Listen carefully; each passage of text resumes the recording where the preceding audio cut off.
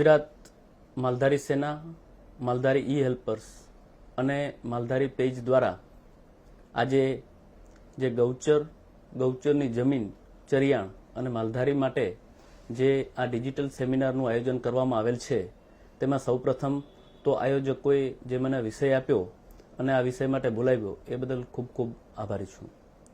આજનો જે વિષય છે કે ગૌચર અને ચરિયાણ, તો ગૌચર અને ચરિયાણ શા માટે જરૂરી છે? સૌપ્રથમ તો ગૌચર એટલે શું? ગૌચર એટલે એવી જગ્યા કે જેનો સાદો અર્થ એવો થાય કે ગાયોને ચરવા માટેની જગ્યા, જ્યાં માલઢોર અને પશુ ચરી શકે, જે ચરિયાણ કરી શકે, એ જગ્યાને ગૌચર તરીકે ઓળખવામાં આવે છે. જે ગૌચર છે એની સાથે જો કોઈ સંકળાયેલો હોય તો સૌપ્રથમ જે વર્ગ છે જે ગૌચર સાથે સંકળાયેલો છે એ છે માલધારી સમાજ. માલધારી સમાજમાં ગુજરાતમાં જો મુખ્યત્વે જો કોઈ જ્ઞાતિઓ કે કોઈ જાતિનો જો સમાવેશ કરવામાં આવે તો ગુજરાતમાં માલધારીઓમાં રબારી, ભરવાડ, ચારણ, આહિર, જત, મતવા આ જે જ્ઞાતિઓ છે એ એમનો વંશ પરંપરાગત જે વ્યવસાય છે એ પશુપાલનનો વ્યવસાય છે અને વંશ પરંપરાગત વ્યવસાયને લીધે પશુપાલન અને પશુપાલન ઉપર નભનારી જે કોમો છે એને માલધારી કોમો તરીકે ઓળખવામાં આવે છે. ગુજરાતમાં માલધારી કોમો જે છે એ અલગ અલગ જગ્યાએ રાજકીય જો આપણે દરજ્જો જોઈએ તો ગીર, બરડો, આલેચના જે જંગલ વિસ્તારમાં જે રબારી, ભરવાડ અને ચારણ રહે છે તેમને રાષ્ટ્રપતિના 29/10/1956ના જાહેરનામાથી તેમને અનુસૂચિત જનજાતિ એટલે કે શિડ્યુલ્ડ ટ્રાઇબમાં એમનો સમાવેશ કરવામાં આવ્યો છે. એના સિવાય જે ઓખા મંડળના જે રબારીઓ છે જે સતત રખડતું, ભટકતું અને વિચરતું જીવન જીવે છે તો એમને NTDNT એટલે કે નોમેડિક ટ્રાઇબ્સ તરીકેનો દરજ્જો આપવામાં આવ્યો છે. એમને વિચરતી વિમુક્તિ જનજાતિ તરીકે જાહેર કરવામાં આવ્યું છે. એના સિવાય સમગ્ર ગુજરાતના બાકી બધા જે માલધારીઓ છે એને OBC એટલે કે SCBC તરીકે પણ ગણવામાં આવ્યા છે. હવે માલધારીઓની વાત કરીએ તો માલધારીઓ જે છે એ એના માલઢોર સાથે એના જીવન નિર્વાહ માટે એક સ્થળેથી બીજા સ્થળે માઇગ્રેશન કરતા હોય, સ્થળાંતર કરતા હોય અને આ માઇગ્રેશન માટેના જે રૂટ છે એ વધુ ભાગે રૂટ નક્કી હોય છે. જેમ કે ઓખા મંડળના જે રબારીઓ છે એ દ્વારકા, પોરબંદર, જુનાગઢ, ગીર અને સાસણગીરના જંગલો સુધી એ દિવાળી પછી એમનો માઇગ્રેશનનું જે વિસ્તાર નક્કી કરે અને ચોમાસું આવે એ એના વતનમાં પરત આવે. એવી જ રીતે જે કચ્છના જે રબારીઓ છે, જે કચ્છના જે માલધારીઓ છે એ કચ્છના માલધારીઓ સાબરકાંઠા, બનાસકાંઠા, મધ્યપ્રદેશ, ઝારખંડ અને છેક કર્ણાટક અને આંધ્રપ્રદેશના જંગલ સુધી એ લોકો એના માલઢોર સાથે સ્થળાંતર કરે. સતત સ્થળાંતરિત હોવાને લીધે, એક સ્થળે સ્થાયી જીવન ન હોવાને લીધે તેમના બાળકોમાં શિક્ષણનું પ્રમાણ ખૂબ જ ઓછું છે અને ધીરે ધીરે જેવી રીતે જેમ વિકાસ થયો તેમ સ્થાયી થયા, પણ હાલની તારીખે પણ વધુ ભાગે જે સમાજ છે એ રખડતું અને ભટકતું જીવન જીવે છે. આમ તો કહેવાય છે કે ભારત એક કૃષિ પ્રધાન દેશ છે, ગ્રામીણ સંસ્કૃતિનો દેશ છે અને પશુપાલન એક ખેતીના પૂરક વ્યવસાય તરીકે, આનુષંગિક વ્યવસાય તરીકે એનો સમાવેશ થયેલો છે. રોજીરોટી જે છે એ રળવા માટે પશુપાલનની મહત્તા એક છે અને ખેતી અને પશુપાલન બંનેને જો ગણીએ તો ખેતીની આવકમાં 25% જે આવક છે એ પશુપાલનની આવકનો હિસ્સો છે. અગાઉના સમયમાં જે પશુ ચરિયાણની જે જગ્યા હતી એ ખૂબ જ વિપુલ અને મોટા પ્રમાણમાં આપણી પાસે ઉપલબ્ધ હતી, પરંતુ વિશ્વમાં જેમ જેમ વસ્તી વધારો થયો, શહેરીકરણ થયું, ઉદ્યોગીકરણ થયું અને ગામડાઓ જે છે એનું શહેરમાં રૂપાંતર થવાને લીધે અને ખેતીની જે જમીન છે એમાં આપણે ખેતી કરવા માંડ્યા, ખેતીની જમીનમાં એની કિંમતોનો વધારો થયો, એના લીધે અને ખેતીના વિકાસ થવાને લીધે જે ખેતીલાયક જમીનમાં વધારો થયો અને એના લીધે ત્યારબાદ જે ગૌચરની જે ખુલ્લી જગ્યાઓ હતી એના ગૌચરના જે ચરિયાણના જે ક્ષેત્રો છે એ ખૂબ જ નાના થવા માંડ્યા અને ગૌચરની જમીનની અછત થવા માંડી. ગૌચર શા માટે ઉપયોગી છે? કારણ કે ગૌચરની જે જગ્યા છે, ગૌચર ઉપરનું જે ચરિયાણ છે, એ જે નાના પશુપાલકો છે એને ખૂબ જ ખર્ચ વગર, કારણ કે ગૌચરની જગ્યામાં જે ચરિયાણ મળે છે એ ખૂબ જ ખર્ચ વગર, એના લીધે એમને આર્થિક રીતે કોઈ બોજ પડતો નથી અને ચોમાસામાં જે ગૌચરની જગ્યા માટે જે ઘાસચારો અને જે ચરિયાણ હોય એ સરળતાથી ઉપલબ્ધ થઈ શકે તો માલધારીઓ જે ચરિયાણની જમીન છે એ ઉપલબ્ધ હોય તો એક જગ્યાએ સ્થાયી થઈ શકે. બીજી વસ્તુ કે ગૌચર માટે જે નાના પશુના જે માલિકો છે, જેવા કે ઘેટા, બકરા, ઊંટ, બળદ, આ બધા જે નાના પશુના જે માલિકો છે એ પશુપાલકોને ચરિયાણ કે ઘાસચારો બજારમાંથી લેવું પોસાય પણ નહીં અને પરવડે પણ નહીં, કારણ કે તેમને આ જે પશુઓ છે એ એટલી કોઈ મોટી રોજગારી આપતા નથી. તો વધુ ભાગે આ બધા જે પશુઓ છે એને ગૌચર ઉપર આધાર રાખવો પડે છે. બીજી એક મહત્વની વસ્તુ છે કે જે પશુપાલકો છે, જે માલધારીઓ છે, એની આવકનો મોટો હિસ્સો જે છે એ દૂધ અને દૂધના વેચાણની જે વસ્તુઓ છે એના પર આધાર હોય છે. માટે દૂધનું જે વેચાણ છે એ વધુ ભાગે શહેરી વિસ્તાર અથવા તો જ્યાં જ્યાં ડેરી હોય ત્યાં ડેરીના જે દૂધ કલેક્શન સેન્ટરો છે એ પણ શહેરી વિસ્તાર કે મોટા ગામોની નજીક હોય છે, જેથી કરીને એને અંતરિયાળ વિસ્તાર કે દૂરના વિસ્તારમાં રહેવું તેમને પોસાય કે પરવડે તેમ નથી. બીજી વસ્તુ છે કે ભારતમાં 1951માં જે પશુ સંખ્યા હતી એ ગાય જેવા પશુની સંખ્યા 15 કરોડ હતી અને 1997માં 19 કરોડ થઈ. ભેંસની સંખ્યા 4.4 કરોડ હતી, એ વધીને 7.9 કરોડ થઈ. બીજા જે ઘેટા અને બકરાની જે સંખ્યા છે એ 40 કરોડ હતી, એ વધીને 118 કરોડ થઈ.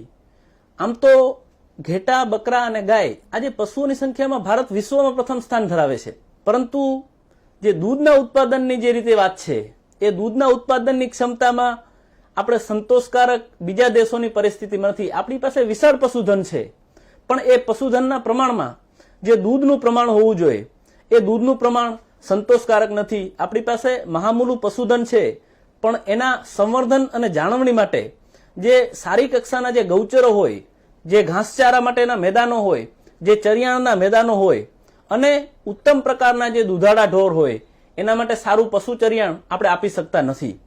પશુપાલન જે છે એ આમ તો વ્યવસાય ગણવામાં આવે છે, પણ પશુપાલન એ વ્યવસાય નથી.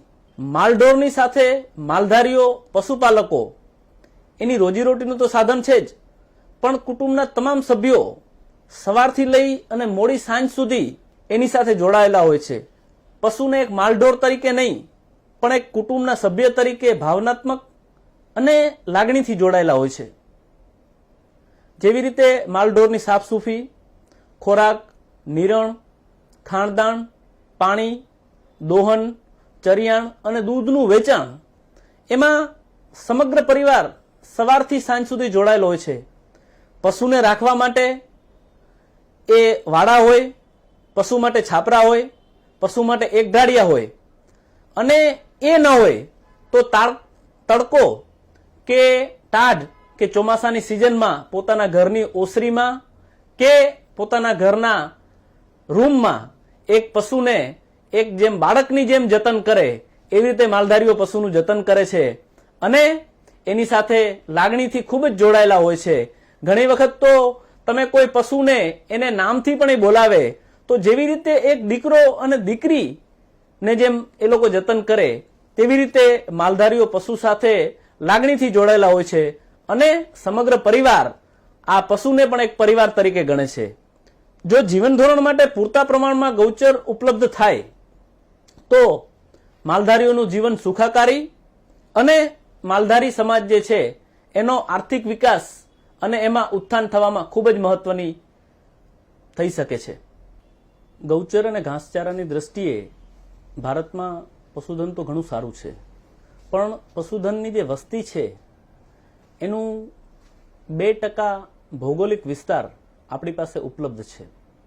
આ 2% ભૌગોલિક વિસ્તારમાં ઝાડા ઝાખરા, પર્વતની જમીનો, કાયમી ચરિયાણ, બીજું બધું જમીનો અને ફાજલ જમીનો જે છે એનો હિસ્સો કુલ 40% છે. ગૌચરમાં આવતી જગ્યાનું પ્રમાણ ભારતમાં ખૂબ જ ઓછું છે. ખાણદાણને લીધે એની મોટી અસર થાય છે. ભારતમાં ચરિયાણ અને ઘાસચારા માટે ભારતીય ચરિયાણ, ગૌચર અને ગૌચર સુધારણા કેન્દ્ર ઝાંસી જે છે એ ઉત્તમ પ્રકારના ઘાસચારા અને એના સંશોધન માટે પ્રયત્ન કરે છે. વિશ્વના જે બીજા બધા દેશો છે એમાં જેવી રીતે ઘાસચારા અને ચરિયાણ, પશુ ચરિયાણ માટે વધારવા માટે પશુદાણ મળી રહે અને એની સારી ક્વોલિટી જે હોય એવા પ્રયત્નો ભારતમાં કરવામાં નથી આવતા. ખાસ કરીને ઘાસચારા માટેની જે બેંક છે, ઘાસચારા માટેની બેંક એ ભારતમાં આપણે હજી વધારે સારી રીતે શરૂ નથી કરી શક્યા. ભારતમાં અલગ અલગ જે રિવોલ્યુશન થઈ, જેવી રીતે ગ્રીન રિવોલ્યુશન થઈ, જેને હરિત ક્રાંતિ કહેવામાં આવે છે, તો ખેતી ક્ષેત્રે જે ખેડૂતો હતા એના જીવન ધોરણમાં ખૂબ જ વિકાસ થયો. એવી જ રીતે વ્હાઇટ રિવોલ્યુશન થઈ, દૂધ ક્ષેત્રના જે લોકો છે, દૂધ સાથે જોડાયેલા છે, જેવી રીતે અમૂલ ડેરી છે, સુમૂલ ડેરી છે, એવી તમામ ડેરીઓ દ્વારા એને ખૂબ જ શ્વેત ક્રાંતિ દ્વારા રોજગારી મળી. જો ઘાસચારા માટે અને ગૌચર માટે જો આપણે નક્કર અભિગમ અપનાવીએ અને ગૌચર રિવોલ્યુશન કરીએ, આ અભિગમ અપનાવીએ, તો ભારતના જે પશુપાલકો છે, ભારતના જે માલધારીઓ છે એ સાચા અર્થમાં આત્મનિર્ભર બનશે અને બહારથી જો પશુ ચરિયાણ નહીં લાવવું પડે તો એમની સ્થિતિ વધારે સારી બનશે અને એ લોકો વધારે આત્મનિર્ભર બનશે. સરેરાશ ગૌચરની જે સંખ્યા છે, ગૌચરની જમીનોની જે સંખ્યા છે એ ઘટતી જાય છે અને પશુપાલન એક ખૂબ જ રોજગારી માટેનું મહત્વનું એક સાધન બની રહ્યું છે. તો ગૌચરની જે જગ્યા ઘટે છે એના લીધે જે પશુપાલકો છે એને રોજગારી માટે બહુ જ મુશ્કેલી પડે છે, કારણ કે ખેતી અને પશુપાલન એ એકબીજાના પૂરક વ્યવસાય તરીકે આપણે સ્વીકારેલા છે. આમ તો ભારત કૃષિ પ્રધાન દેશ છે. ગામડાની વસ્તી દેશની કુલ વસ્તીના 66% વસ્તી ગ્રામ્ય વિસ્તારમાં રહે છે. ગ્રામ્ય વિસ્તારના લોકો જે છે એના મુખ્ય 3 વ્યવસાય છે: ખેતી, ખેતમજૂરી અને પશુપાલન. તો આ જે પશુપાલન છે એ રોજગારી આપવા માટેનું અને ગ્રામ્ય વિસ્તારના લોકોને આર્થિક રીતે સદ્ધર કરવા માટે એક અલગ વ્યવસાય તરીકે આજે સ્થાપિત થયો છે. જેવી રીતે શ્વેત ક્રાંતિ થઈ એના બાદ પૂરક વ્યવસાય પશુપાલન કહેવામાં આવતો હતો, તો હવે દૂધ વેચી અને જે લોકો છે એ એની જીવન નિર્વાહ વધુ સારી રીતે કરી શકે છે. ગામડામાં સ્વતંત્ર વ્યવસાય તરીકે સ્થાપિત થયો છે. દૂધ મંડળીથી છેવાડાના જે ગામડા છે એ ગામડાના લોકોનો પણ વિકાસ થયો છે અને એમને રોજગારીની એક તક મળી છે, આર્થિક લાભ થયા છે, પર્યાવરણની જતન અને જાળવણી થઈ છે.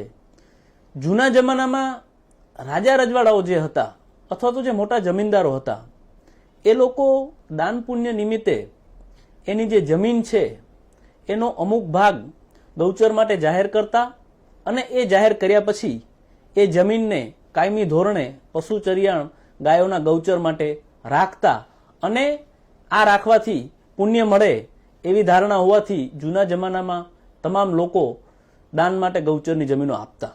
ગૌચર છે એ કોઈની મજિયારી મિલકત નથી. ગૌચર છે એ સંયુક્ત મિલકત છે. ગૌચર છે એ ગામના તમામ લોકોની મિલકત છે. ગૌચર શા માટે? ગૌચરની જમીન છે એ મફતમાં છે. ગૌચરની જમીનમાં કોઈ ખેડ કરવાની જરૂર પડતી નથી. ગૌચરની જમીનમાં કોઈ ખાતર નાખવાની જરૂર પડતી નથી. ગૌચરની જમીન છે એ મૂડીરોકાણ વગરની છે અને ગૌચરની જમીનમાં ઘાસ કાપવાની, ઘાસ વાઢવાની અને ઘાસનો સંગ્રહ કરવાની જવાબદારી નથી. એટલે સરળતાથી મળે છે અને જેમ જેમ પશુ આ જગ્યામાં ચરિયાણ કરે તેમ તેમ વધુ ઘાસ ફૂટે છે અને ખાસ કરીને ગૌચરની જે જગ્યા છે એમાં અલગ અલગ જાતના ઘાસ, વન, વેલા અને વનસ્પતિ હોય છે. તો આ ઘાસ, વન અને વેલા અલગ અલગ પ્રકારના વનસ્પતિ હોય, જેથી કરીને જે ગાય, ભેંસ, ઘેટા, બકરા આ જે તમામ પશુઓ છે એને અલગ અલગ તમામ પ્રકારનું જે પોષણયુક્ત આહાર છે એ મળી રહે છે. અને એ સારું ચરિયાણ મળવાને લીધે જે માલધારી જે છે એના જે માલિકો છે એને પશુનું ખાણદાણ અને ચરિયાણ ઓછું આપવું પડે છે.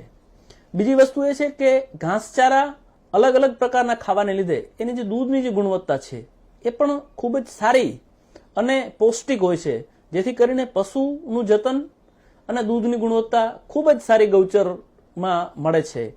પણ જો સરકારી ઘાસચારા સંશોધન કેન્દ્ર, જેવી રીતે આપણે ઝાંસીની સંસ્થાની વાત કરી, ખેતીવાડી કોલેજો છે અને બીજા જે ખેતીવાડી અને અલગ અલગ જે જમીન વિકાસ બેંક, આ તમામ સંસ્થાઓ સાથે મળી અને ગૌચરમાં જો સારી ગુણવત્તાવાળા ઘાસચારો અને સારી ગુણવત્તાવાળા જો ઘાસચારાના બીજનું વાવેતર કરે તો ગૌચરની જમીનમાં સારી ગુણવત્તાને લીધે આ ઘાસચારાનું સારું બિયારણ ઉત્પન્ન થઈ શકે અને પશુપાલકોને રોજગારી માટે શહેરી વિસ્તારમાં આવવું ન પડે અને ગામડાઓ જે આજે ભંગાય છે એ ગામડાઓ ન ભંગાય. ગૌચરની જે જમીન છે, જેવી રીતે આપણે વાત કરી કે રાજા રજવાડાઓ ગૌચરની જમીનો દાન કરતા, મોટા જમીનદારો ગૌચરની જમીન દાન કરતા, એવી રીતે આજે એક પ્રસંગ હું તમને કહું કે રાણપુર જે છે, અમદાવાદ જિલ્લાનું રાણપુર, એ રાણપુરમાં હાલાજી નામના એક દરબાર હતા. એ ધર્મ પરિવર્તન કરી અને વટલાઈ અને મુસ્લિમ થયા. પણ એ મુસ્લિમ થયા પછી જ્યારે પણ ગાયોના રક્ષણ માટેની વાત આવી ત્યારે ગાયોના રક્ષણ માટે હાલાજીને હાકલ કરવામાં આવી કે ચોર છે એ ગાયોને ધંધુકાની સીમમાં લઈને જાય છે. ત્યારે હાલાજીએ તાત્કાલિક ગાયોની રક્ષા માટે એ ચોરની સામે ધંધુકાની સીમમાં લડ્યા અને ધંધુકાની સીમમાં એ હાલાજી ગાયોના રક્ષણ માટે એને શહીદી વોરી. હાલની તારીખે પણ ધંધુકાની સીમમાં હાલાપીરની જે જગ્યા છે એ અસ્તિત્વમાં છે. હાલની તારીખે પણ હાલાપીર અને એના અવસાન બાદ એ જે હાલાપીરની જે દરગાહ છે એનું જે મૃત્યુ સ્થળ છે એની આજુબાજુની તમામ જગ્યા મુસ્લિમ રાજાએ ગૌચર તરીકે જાહેર કરી. તો બ્રિટિશ યુગ પહેલા મુસ્લિમોએ પણ ઘણા બધા જે જગ્યા છે એને ગૌચર તરીકે જાહેર કરી છે અને ઘણા બધા મેદાનોને ગૌચર તરીકે રાખવામાં આવ્યા છે.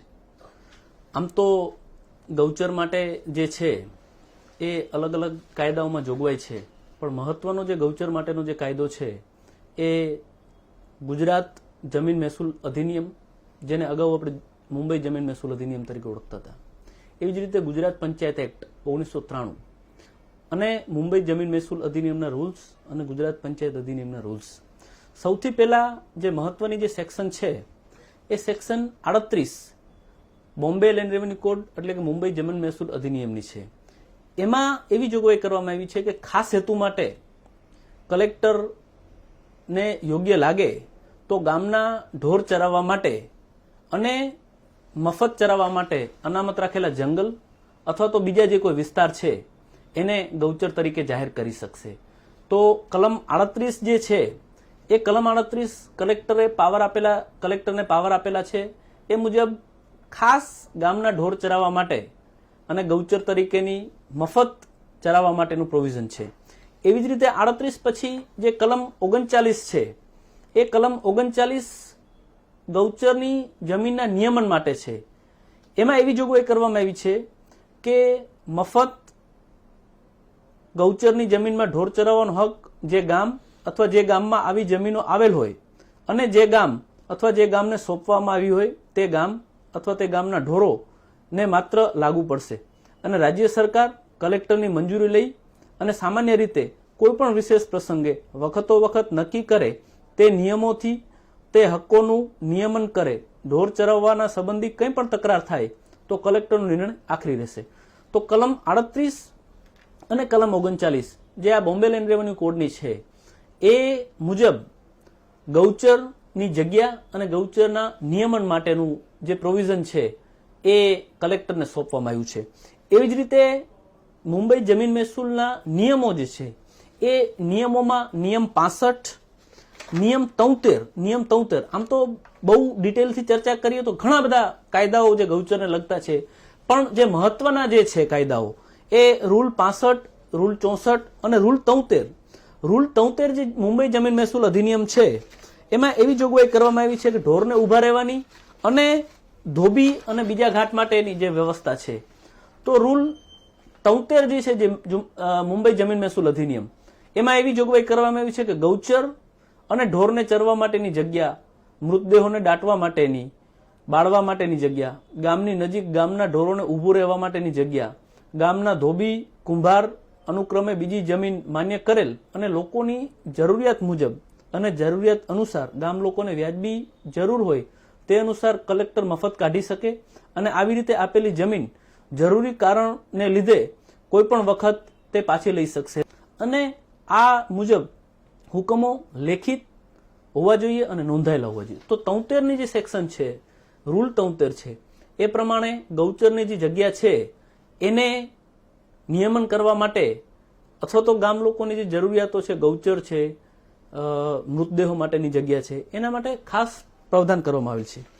એવી જ રીતે ગુજરાત પંચાયત એક્ટમાં ગૌચરના જે દબાણો છે એ દબાણો દૂર કરવા માટેની જે જોગવાઈ છે એ કલમ 105 મુજબ જાહેર રસ્તા અને ખુલ્લી જગ્યાના ગૌચરના દબાણો દૂર કરવા.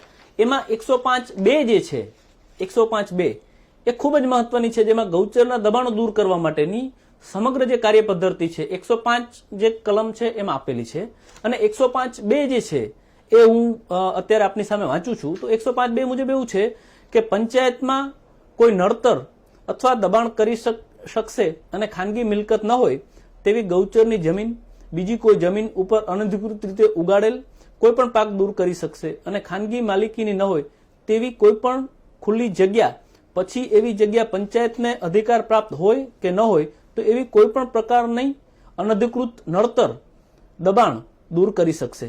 એટલે કે જે ગૌચરની જે જગ્યા છે એ પંચાયતમાં નિહિત થયેલી છે અને 105(2) મુજબ જો પંચાયતને એવું લાગે કે આ જગ્યામાં દબાણ છે ગૌચરની જગ્યામાં તો 105(2) ગુજરાત પંચાયત કાયદો 1993 મુજબ પંચાયતની જમીનમાં દબાણ દૂર કરવાના પંચાયતને પાવર છે. એવી જ રીતે કલમ 105(7) મુજબ તાલુકા વિકાસ અધિકારીને ગૌચરની જગ્યામાં જે દબાણ છે એ દૂર કરવાના પાવર છે અને 105(7) હું તમને વાંચી જાઉં. એમાં એવી જોગવાઈ છે કે પેટા કલમ 2 માં ઉલ્લેખ કર્યા પ્રમાણે કોઈ પણ નડતર, દબાણ અથવા ગૌચર જમીન ઉપર અનધિકૃત રીતે પાક દૂર કરવા પંચાયતને મુશ્કેલી લાગે તો તાલુકા વિકાસ અધિકારીને અનુસાર જાણ થયે તાલુકા વિકાસ અધિકારીને આવી ખબર મળે કલમ 2 હેઠળની સત્તા વાપરશે ને યથાપ્રસંગે નડતર, દબાણ અથવા પાક દૂર કરવા માટેના પગલાં લેશે. તો 105(2) જે છે એ 105(2) એ ગ્રામ પંચાયતને પાવર છે અને 105(7) જે છે એ ગૌચરના દબાણ દૂર કરવા માટે તાલુકા પંચાયતને પાવર છે. એવી જ રીતે આ પાવર માટે જે પંચાયતના નિયમો છે, ગુજરાત પંચાયત કાર્યરીતિ નિયમો, એ નિયમ 55 અને 56માં 104 અને 105 હેઠળ કેવી રીતે પ્રક્રિયા કરવી એ પ્રક્રિયા માટેની એ જોગવાઈ કરવામાં આવી છે. એવી જ રીતે ગૌચર માટેની બીજી જે મહત્વની જે સેક્શન છે એ કલમ 190 અને 200 છે. કલમ 190 મુજબ તાલુકા પંચાયતને જે યોગ્ય લાગે એ રીતે ગૌચરની જમીન જે છે એ નિહિત કરી શકશે અને ગૌચરની જમીન પૂરતી છે કે નહીં એના માટેની ખાતરી કરી શકશે. જેવી રીતે આપણે ગૌચરની વાત કરી, ગૌચરને લગતા કાયદાકીય જે પ્રાવધાન છે બોમ્બે લેન્ડ રેવન્યુ કોડ અને ગુજરાત પંચાયત એક્ટ, એવી રીતે ગૌચરને લગતા રાજ્ય સરકારના અલગ અલગ વિભાગના પરિપત્રો છે. જેવી રીતે મહેસૂલ વિભાગના પરિપત્રો છે, કારણ કે ગૌચરની જગ્યા જે છે એ વધુ ભાગે મહેસૂલના અંડરમાં આવે છે. ગૌચરને લગતા પરિપત્રો જો આપણે ગણીએ તો ઘણા બધા પરિપત્રો છે, પણ આજના સેમિનારમાં કયા કયા મહત્વના પરિપત્રો છે એ પરિપત્રોની આપણે થોડી બહુ જ ટૂંકાણમાં આપણે એની માહિતી લઈએ.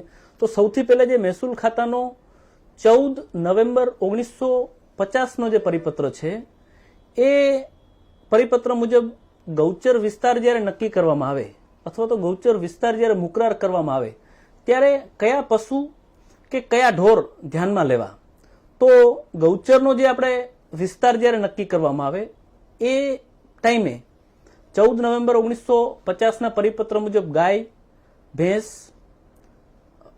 બળદ, પાડા અને ખેતી સાથે સંકળાયેલા જે પશુઓ હોય એને ગણતરીમાં લેવા, એને ગૌચરના જે છે એનામાં ગણતરી લેવા.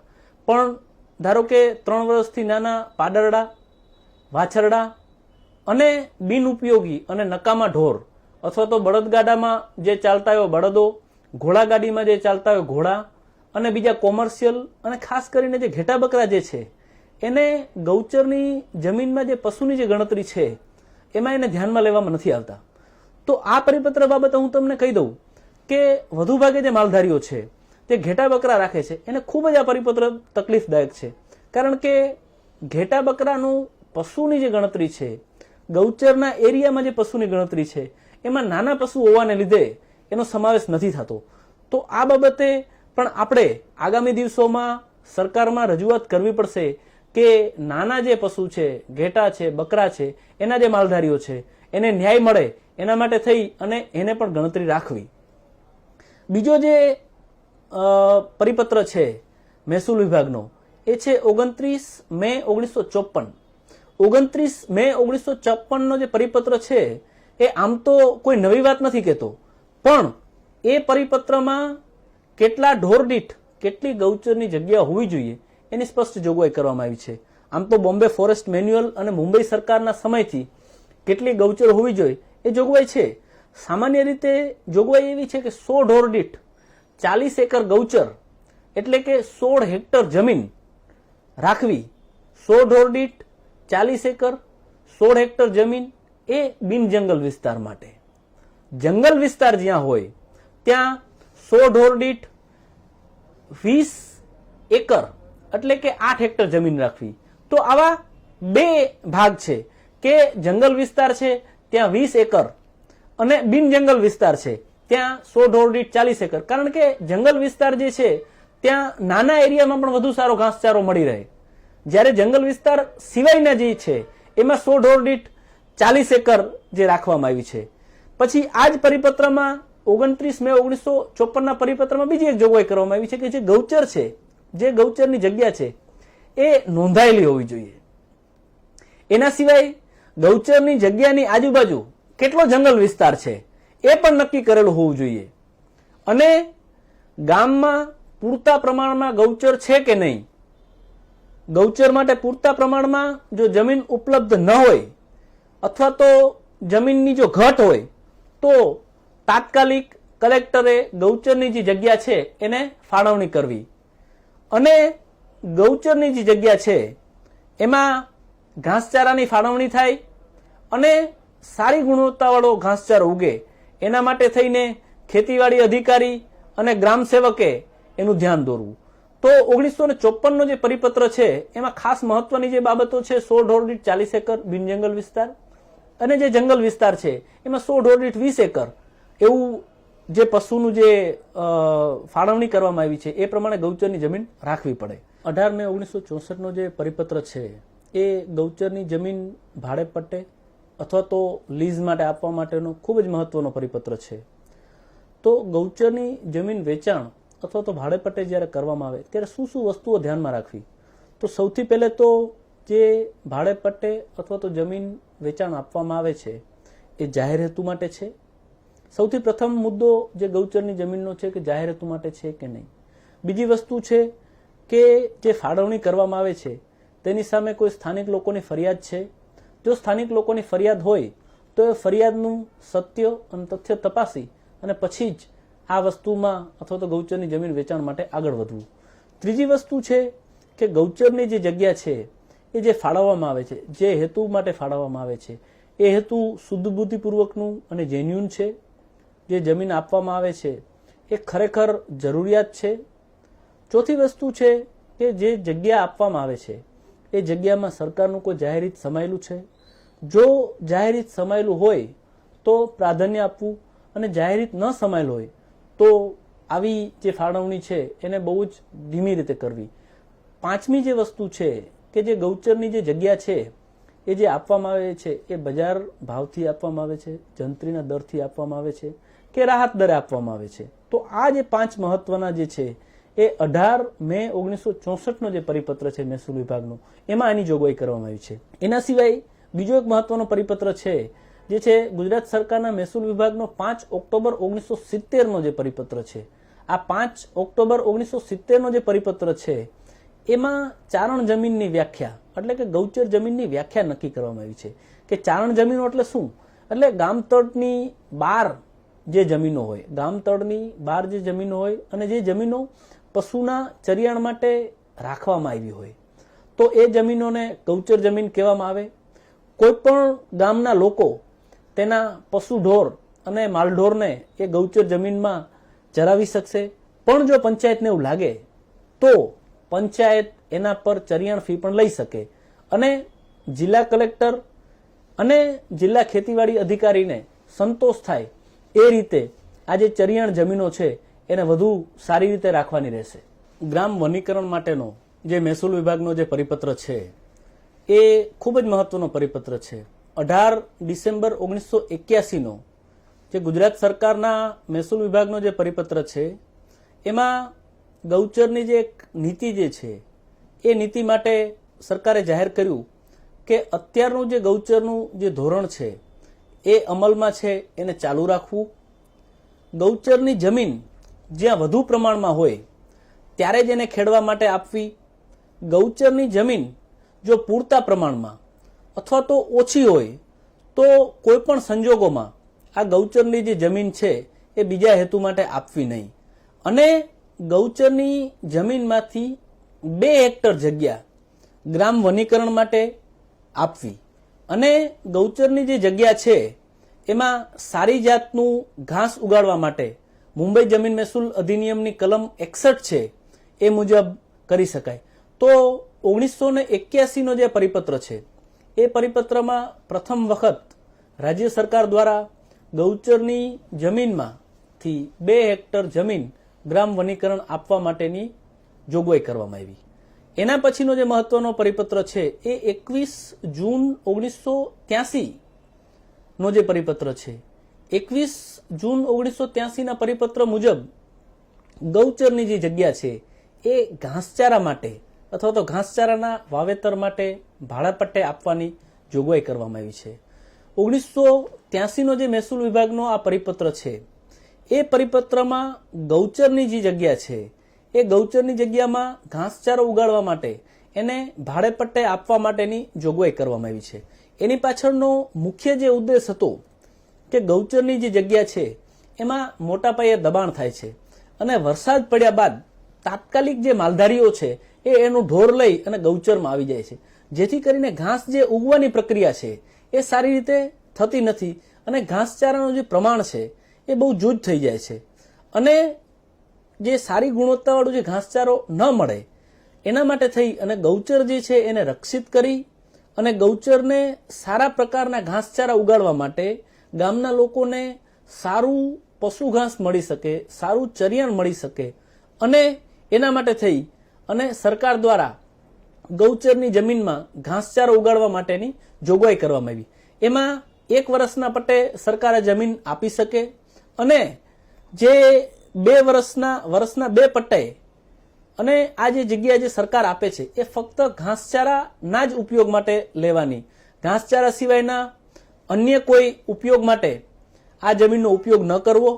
અને જે ઘાસચારાનું જે આ જમીનમાં ઉત્પાદન થાય છે એ નાના ખેડૂતો અથવા તો પશુપાલકો અને જે જમીન વગરના જે ખેડૂતો છે એમને નહીં નફો નહીં નુકસાનના દરે ઘાસચારો વેચવો અને એના પછી જો વધારે જગ્યા વધે, વધારે ઘાસચારો વધે તો જ બીજા લોકોને આપવો. અને ઘાસચારાની જે જગ્યા છે ગૌચરમાંથી એ ફક્ત 1 વર્ષ માટે આપવી અને 1 વર્ષનો પટ્ટો જ્યારે પૂરો થાય ત્યારે આ જગ્યા ઓટોમેટિક રીતે સરકારમાં દાખલ થઈ જાય, પંચાયતમાં દાખલ થઈ જાય. કારણ કે પંચાયત જે છે એ ગૌચરની જગ્યાની સર્વોસર્વા માલિક છે. તો જે ઘાસચારા માટેનો જે પરિપત્ર છે, જો ગૌચરમાં સારી ગુણવત્તાનું ઘાસચારો ઉગાડવામાં આવે તો તમામ જે પશુપાલકો છે એને સારી ગુણવત્તાવાળું પશુ ચરિયાણ મળી શકે અને એને બજારમાંથી પશુ ચરિયાણ ન લેવું પડે, આ ઉદ્દેશથી ગૌચર માટે આ જોગવાઈ કરવામાં આવી હતી. બીજો એક જે સરકારનો મહત્વનો પરિપત્ર છે એ 19 સપ્ટેમ્બર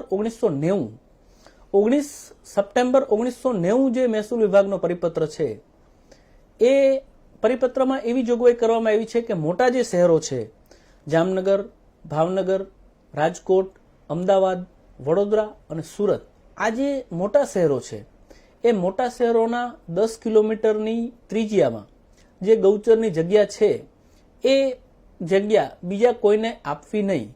કારણ કે શહેરી વિસ્તારની આજુબાજુ ગૌચરને રક્ષિત ગૌચર તરીકે જાહેર કરવા આ 19 સપ્ટેમ્બર 1990નો જે પરિપત્ર છે એ પ્રમાણે મોટા શહેરોની આજુબાજુ જે ગૌચર કોઈ પણ સંજોગોને કમી કરવા નહીં અને જે ગૌચર છે એને ચાલુ રાખવા, એવી રાજ્ય સરકારના 1990ના પરિપત્રમાં જોગવાઈ કરવામાં આવી છે. ગૌચર બાબતે ઘણા બધા પરિપત્રોની આપણે ચર્ચા કરી, પણ ગૌચર બાબતે જે મહત્વનો પરિપત્ર જે હાલમાં રાજ્ય સરકાર દ્વારા બહાર પાડવામાં આવ્યો, જેને ગૌચરની વ્યવસ્થાપન નીતિ કહેવામાં આવે, એ 1 એપ્રિલ 2015નો જે પરિપત્ર છે એ ગૌચરની બાબતમાં ખૂબ જ મહત્વનો પરિપત્ર છે. જેમાં ગૌચરની વ્યવસ્થાપન નીતિ, ગૌચર વિકાસ બોર્ડ, ગૌચર ડેવલપમેન્ટ, ગૌચર રિવોલ્વિંગ ફંડ, તાલુકા ગૌચર સમિતિ, જિલ્લા ગૌચર સમિતિ, ગ્રામ પંચાયત ગૌચર સમિતિ અને રાજ્ય ગૌચર સમિતિ અને ગૌચર માટેનું આખું એક બોર્ડ બનાવવામાં આવ્યું છે.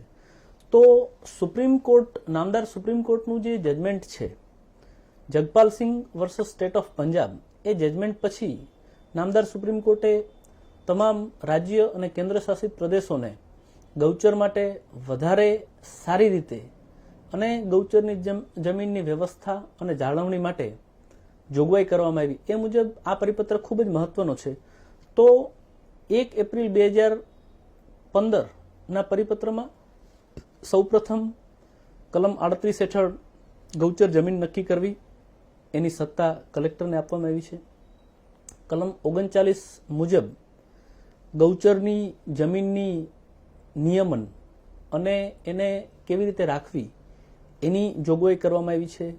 પછી ગૌચરની જગ્યામાં ઢોરની સંખ્યા, આજુબાજુનો જંગલ વિસ્તાર, જમીન કેવી ફળદ્રુપ છે અને ગૌચરની જે ઢોરની સંખ્યાના પ્રમાણમાં કેટલી માંગણી છે અને કેટલી ગૌચર ઉપલબ્ધ છે, અને એ પ્રમાણે કલેક્ટરને જ્યારે અરજી આવે ત્યારે કલેક્ટર આ બધું નક્કી કરી અને ગામ દીઠ જે પશુપાલકો માટે જે યોગ્ય પ્રમાણમાં ગૌચર ઉપલબ્ધ છે કે નહીં એ માટે જોગવાઈ કરી શકશે.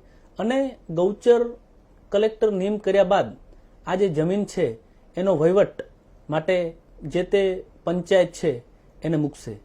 નામદાર સુપ્રીમ કોર્ટના જગપાલ સિંહના જજમેન્ટ મુજબ ગૌચરની જમીનો ઉપરના દબાણો દૂર કરવા માટે રાજ્ય સરકાર અને તમામ કેન્દ્ર શાસિત પ્રદેશોને આદેશાત્મક સૂચના આપવામાં આવી છે.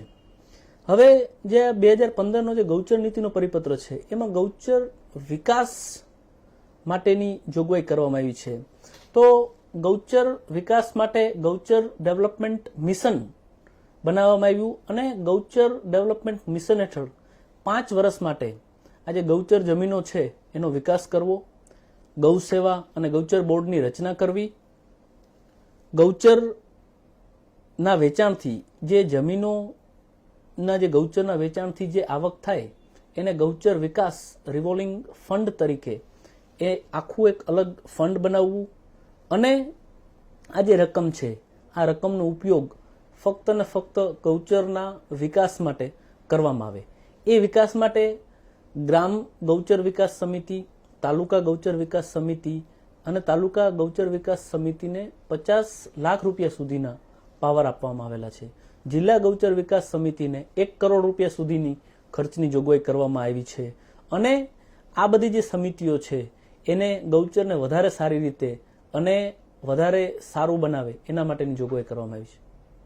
તો ગૌચરના વિકાસને ધ્યાનમાં લઈ અને રાજ્ય સરકારની જે આ ગૌચરનો પરિપત્ર છે એમાં રાજ્ય સરકારે એક મહત્વનો એક સ્થળનો ઉલ્લેખ કર્યો છે કે ધર્મજ જે છે એ ધર્મજ ગામના જે ગૌચરનો વિકાસ છે એના મોડેલને ધ્યાનમાં લઈને ગૌચરમાં ઘાસચારો, વૃક્ષારોપણ પર્યાવરણની જાળવણી અને પર્યટન સ્થળ જેવી સગવડ બનાવી અને ઘાસચારાનું વેચાણ માટેનું વ્યવસ્થા કેન્દ્ર કરી અને ગૌચરનો વિકાસ કરવો.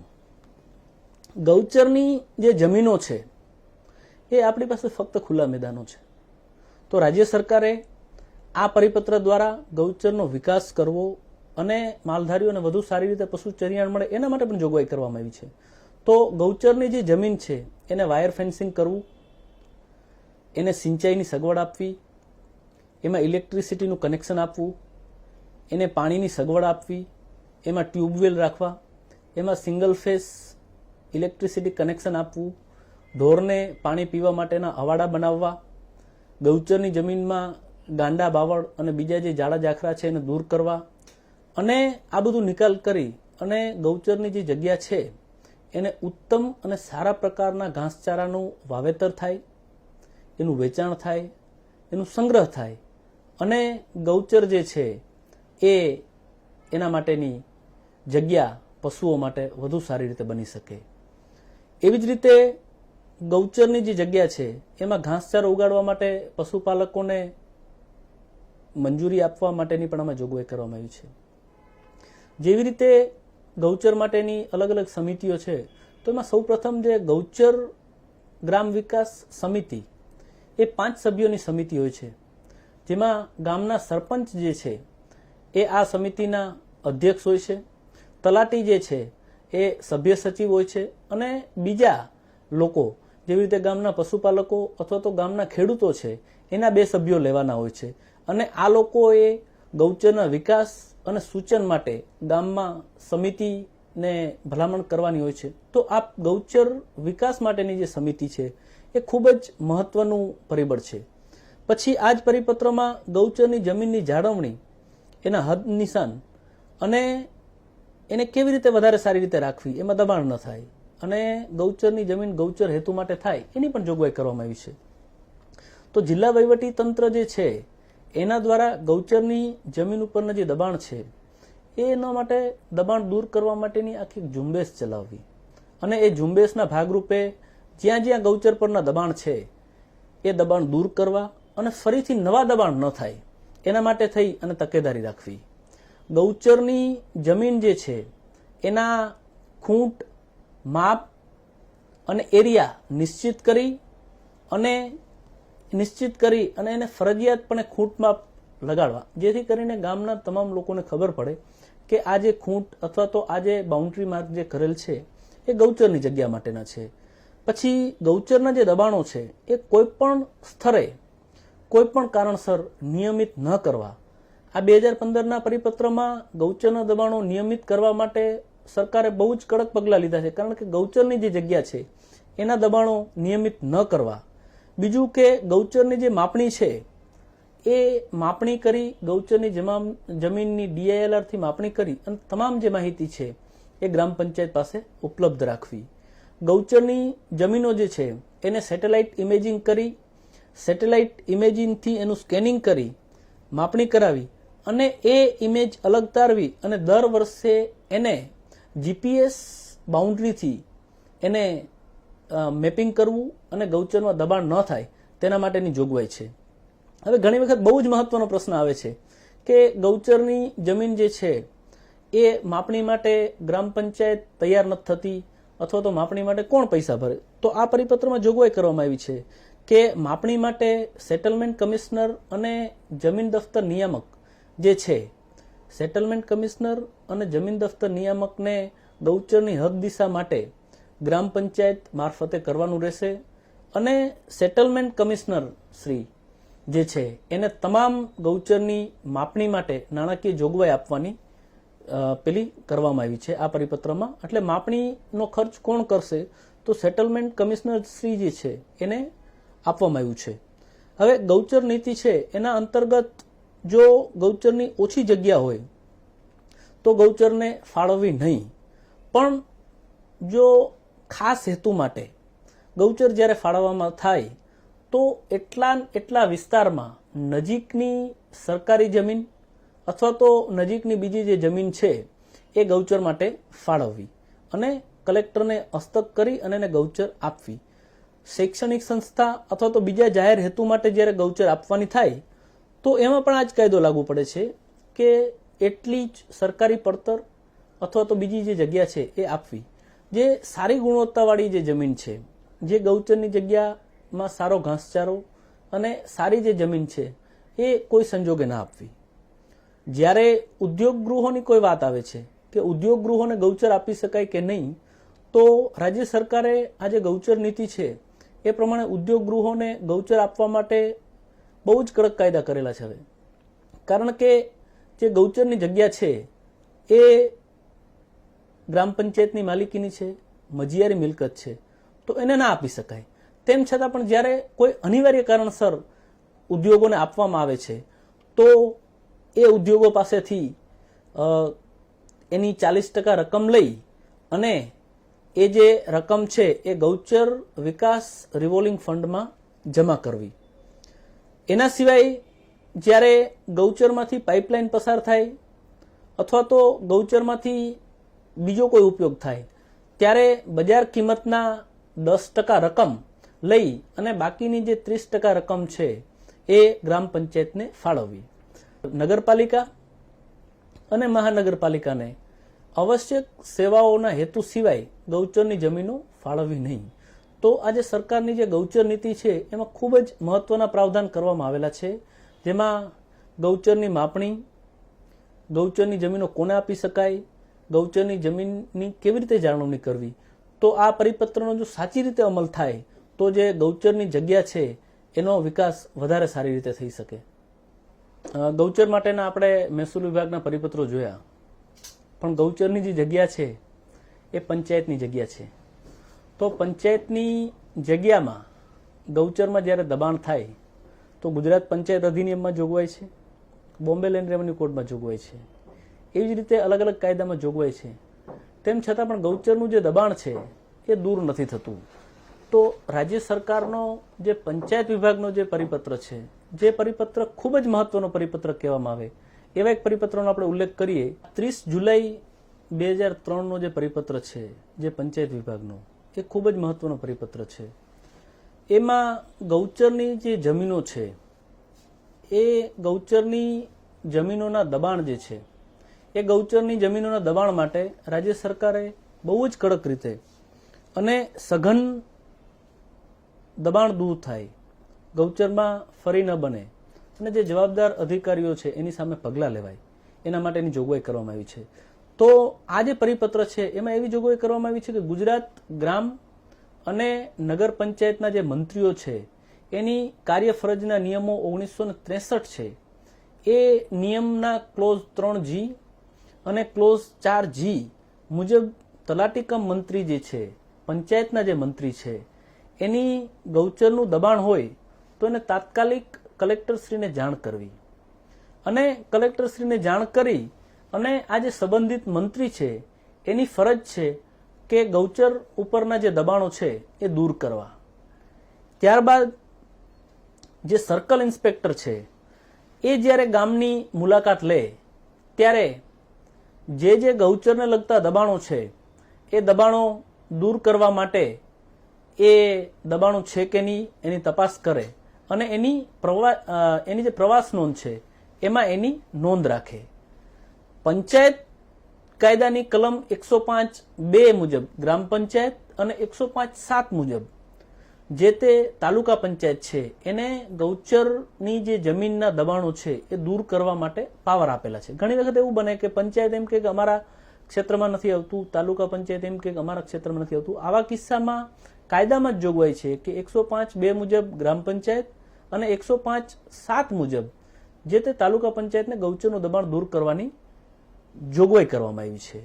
એવી જ રીતે જે વિકાસ કમિશનર છે, વિકાસ કમિશનર શ્રી જે છે એને જિલ્લા પંચાયત તરફથી દબાણ રજીસ્ટર ચકાસવા અને દબાણ રજીસ્ટર ચકાસી અને એ દબાણ દૂર કરવામાં ઢીલ થવા પામી છે કે નહીં એની ખાતરી કરવી. તલાટી કમ મંત્રીએ જ્યારે પણ તાલુકા કક્ષાની મીટિંગ હોય ત્યારે એને દબાણ દૂર કરવા માટે કરેલી જે કાર્યવાહી છે એની સમીક્ષા કરવી અને બેદરકારી જો જણાય તો તેની સામે પણ પગલાં, તલાટી કમ મંત્રી સામે પણ પગલાં લેવાની આ પરિપત્રમાં જોગવાઈ છે. એવી જ રીતે પંચાયતના જે સર્કલ ઇન્સ્પેક્ટરો છે એને દબાણ દૂર કરવા માટે અંગત ધ્યાન આપવું અને તાલુકા વિકાસ અધિકારીની જે દર મહિને મિટિંગ થાય એમાં ગૌચરના દબાણ માટે એમણે જે પ્રગતિ કરેલી હોય એ બાબતે એમને જાણ કરવી. એવી જ રીતે કલમ 105 મુજબ જ્યારે કોઈ ગ્રામ પંચાયત છે એ ગૌચરના દબાણમાં બેદરકારી રાખે છે, નિષ્કાળજી રાખે છે અથવા તો ગૌચરનું દબાણ જે છે એ દૂર કરવામાં યોગ્ય રીતે પગલાં ભરતી નથી, તો એવા પ્રસંગમાં પંચાયત કાયદાની કલમ 253 જે છે એ મુજબ ગ્રામ પંચાયતને સુપરસીડ કરવાનું પણ પાવર છે અને એ સુપરસીડ કરવા માટે જિલ્લા વિકાસ અધિકારીએ જે તે વિકાસ કમિશનર છે એને દરખાસ્ત કરવી અને જો ગૌચરમાં દબાણ દૂર ન કરે તો પંચાયત પણ સુપરસીડ થઈ શકે કલમ 253 હેઠળ એવી જોગવાઈ કરવામાં આવી છે. ઘણી વખત એવું બને કે પંચાયતના ઘણા બધા કર્મચારીઓ છે એ એક યા બીજા કારણસર ગૌચર દૂર કરવામાં શિથિલતા દાખવે અથવા તો ગૌચર દૂર ન થાય એના માટે યોગ્ય પ્રયત્ન નથી કરતા, તો આવા સંજોગોમાં જે તે સંબંધિત અધિકારી છે એની પાસેથી જિલ્લા વિકાસ અધિકારી એટલે કે ડિસ્ટ્રિક્ટ ડેવલપમેન્ટ ઓફિસર દ્વારા એના પર નોટિસ આપી ખુલાસો માંગી અને એની સામે પણ પગલાં લઈ શકાય. એવી જ રીતે દર મહિનાની 10 તારીખે જે તે જિલ્લા અને વિકાસ કમિશનર શ્રીને તમામ પંચાયતો અને તાલુકા પંચાયતોએ દર મહિનાની 10 તારીખે એનો ગૌચરની જગ્યાના દબાણ અને એને લગતી જે પ્રક્રિયા છે એને મોકલવાની રહે છે. એવી રીતે જે ગૌચર માટેના જે દબાણ રજીસ્ટરો છે એ દબાણ રજીસ્ટરો સારી રીતે નથી નિભાવવામાં આવતા. ઘણી વખત એવું બને છે કે ગૌચરના જે દબાણો છે એ નોંધાયેલા નથી હોતા, તો તાલુકા કક્ષાએ અને ગ્રામ પંચાયત કક્ષાએ ગૌચર માટેના જે દબાણો છે એનું નોંધણી કરવી અને નોંધણી કર્યા પછી એ દબાણ દૂર કરવાની કાર્યવાહી કરવી. ઘણી વખત એવું બને કે જ્યારે ગૌચરના દબાણ દૂર કરવાનો પ્રશ્ન આવે ત્યારે ગામમાં સુલે શાંતિનો ભંગ થાય અથવા તો વધુ ભાગે ગૌચર દબાણ દૂર થવાનું હોય ત્યારે પોલીસ પ્રોટેક્શનની જરૂર પડે અને માથાભારે તત્વો છે એ સરળતાથી અને ઇઝીલી રીતે ગૌચરના જે દબાણો છે એ દૂર નથી કરતા. તો આવા પ્રસંગે ગૌચર માટે અને ગૌચરના દબાણ દૂર કરવા માટે એને પોલીસ બંદોબસ્તથી દૂર કરવાના થાય ત્યારે વિનામૂલ્ય પોલીસ બંદોબસ્ત આપવા માટે ગૃહ વિભાગના 2 મહત્વના પરિપત્રો છે. એમાં છે 17/4/1978 અને 12/10/1982. 17/4/1978 અને 12/10/1982 જે સરકારનો પરિપત્ર છે એ પરિપત્ર ગૃહ વિભાગના પરિપત્ર મુજબ જ્યારે ગ્રામ પંચાયત અથવા તો ગૌચર દૂર કરવા માટે, સરકારી જમીનના દબાણ દૂર કરવા માટે જ્યારે પણ પોલીસ પ્રોટેક્શનની જરૂર પડે અથવા તો પોલીસ પ્રોટેક્શનથી સુલે શાંતિનો ભંગ થયા વગર સારી રીતે ગૌચર ખાલી થઈ શકે એમ હોય તો આવા પ્રસંગે રાજ્ય સરકારના ગૃહ વિભાગના પરિપત્ર મુજબ પોલીસ પ્રોટેક્શનથી ગૌચર દૂર કરવા અને આ પોલીસ પ્રોટેક્શન વિનામૂલ્યે આપવું અને પોલીસની સહાય કરવી. એના સિવાય જે છે કે ગૌચરની જે જગ્યા છે એના પર ફરી દબાણ ન થાય એના માટે ખાસ ધ્યાન રાખવું અને સતત એનું સુપરવિઝન કરવું. તો આ જે પરિપત્ર છે એ ગૌચરની દબાણ દૂર કરવા માટેના ખૂબ જ જે મહત્વના જે પાસાઓ છે, ગૌચરની દબાણ દૂર કરવું, દબાણ રજીસ્ટર નિભાવવું, જે તે તલાટી કમ મંત્રી છે અથવા તો જે અધિકારી છે એ ન લે તો એની સામે પગલાં, દર મહિનાની અમુક નક્કી કરેલી તારીખે અહેવાલો મોકલવા, પંચાયતને સુપરસીડ કરવા અને પોલીસ બંદોબસ્ત, આ બધા જે ગૌચરના મહત્વનો જે પરિપત્ર છે એ દબાણ દૂર કરવા માટે જો આપણે એનું યોગ્ય રીતે ઉપયોગ કરશું તો વધારે લોકોને આપણે ઉપયોગી થઈ શકશું. ગૌચર માટેના આપણે કાયદાની વાત કરી, એના લીગલ પ્રોવિઝનની વાત કરી, ગૌચરના મહત્વના પરિપત્રોની વાત કરી. હવે ગૌચર માટે જે નામદાર હાઈકોર્ટ અને સુપ્રીમ કોર્ટના જે ચુકાદાઓ છે એના માટેની વાત કરીએ. આમ તો નામદાર હાઈકોર્ટ અને સુપ્રીમ કોર્ટ દ્વારા ઘણા બધા ચુકાદાઓ આપવામાં આવેલા છે, જે તમામ ચુકાદાઓમાં એવું નક્કી કરવામાં આવ્યું છે કે ગૌચરની જમીનના જે દબાણો છે એ કોઈ પણ સંજોગોમાં રેગ્યુલાઇઝેશન ન કરી શકાય અને દબાણ દૂર કરવા. પરંતુ જે લેન્ડમાર્ક અને જે મહત્વના જે બે ચુકાદા છે એ હું આપને કહું છું. તો એક જે ગુજરાત હાઈકોર્ટનું જે ડિવિઝન બેન્ચનું જજમેન્ટ છે, શારદા સેવા ગૃહ સહકારી મંડળી વર્સસ અમદાવાદ મ્યુનિસિપલ કોર્પોરેશન, આ જે જજમેન્ટ છે, આ ડિવિઝન બેન્ચનું જજમેન્ટ ખૂબ જ લેન્ડમાર્ક જજમેન્ટ તરીકે ઓળખવામાં આવે છે. અને આ જજમેન્ટ જે છે એ જજમેન્ટના પેરેગ્રાફ 40, પેરેગ્રાફ 43 અને પેરેગ્રાફ 44 મુજબ નામદાર ગુજરાત હાઈકોર્ટે ગૌચર જમીન માટેનું ડાયરેક્શન આપ્યું છે. તો પેરેગ્રાફ 40 જે છે એ વાંચીશ, પછી પેરેગ્રાફ 43 વાંચીશ અને પછી પેરેગ્રાફ 44. તો પેરેગ્રાફ 40 માં એવું છે કે so far as the gaucher land is concerned, if it is found that there is any encroachment on such lands, the concerned authority shall take appropriate action to see that the such gaucher land is available for grazing cattle. Adequate gaucher land is required to be maintained even as per the provisions of the Panchayat Act and other law. The authority, હવે paragraph 43, the authority shall comply with the aforesaid direction strictly and no laxity may be shown in implementing the direction given in this order. હવે paragraph 44, we are sure continuous supervision and monitoring will be done by the appropriate authority in connection with the problem regarding maintenance of road, monitoring of the condition of road pre-monsoon, monsoon, post-monsoon period, and also solving the problem of stray cattle, providing adequate parking facility at various building and party plots. It is also hoped that the appropriate action will be taken in connection with removal of encroachment from gaucher land. તો ગુજરાત હાઈકોર્ટનું આ જે judgment છે એ judgement પ્રમાણે ગૌચર જમીનો જે છે એનું દબાણ દૂર કરવા માટે રાજ્ય સરકારને સૂચના આપવામાં આવી છે. એના સિવાય બીજો જે એક મહત્વનું જે જજમેન્ટ છે જે નામદાર સુપ્રીમ કોર્ટનું છે, જે સિવિલ અપીલ નંબર 1132/2011 28 જાન્યુઆરી 2011ના રોજ છે, એ ખૂબ જ મહત્વનું છે. અને એમાં નામદાર સુપ્રીમ કોર્ટે ગૌચર માટે અલગ અલગ રાજ્ય સરકાર અને કેન્દ્ર શાસિત પ્રદેશોને ગૌચર માટે જોગવાઈ કરી છે. તો એમાં કીધું છે કે ગૌચરની જે જગ્યા છે એમાં પેરેગ્રાફ 15 હું વાંચું છું. તો એના પ્રમાણે in many state government order have been issued by the state government permitting allotment of Gram Sabha land to private person and commercial enterprises on payment of some money. In our opinion, all such government orders are illegal and should be ignored. એટલે paragraph 15 મુજબ ગૌચરની જમીનના જે દબાણો છે અને ગૌચરની જમીનના જે હુકમો થયેલા છે કોમર્શિયલ ધોરણ માટે એ બધા ગેરકાયદેસર છે. પેરેગ્રાફ 17 જે છે એમાં નામદાર સુપ્રીમ કોર્ટે એવું ઓબ્ઝર્વેશન કર્યું છે કે in this connection we wish to say that our ancestors were not fool. They know that in certain years there may be drought or water shortage for some reason, and water also required for cattle to drink and bath in etc. Hence they built a pond attached to every village, a tank attached to every temple, and there were traditional rainwater harvesting method which serve them for thousands of years.